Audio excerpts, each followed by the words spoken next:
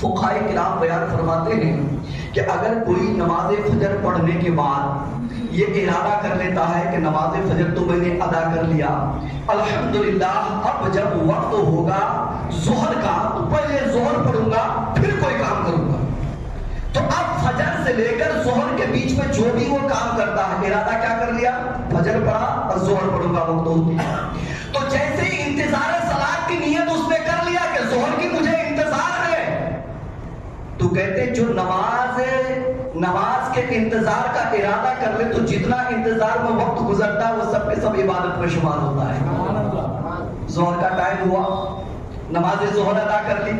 اور کرنے کے بعد پھر دل میں ارادہ کیا مولا الحمدللہ میں نے ظہر ادا کیا، جیسے ہی عصر کا وقت ہوگا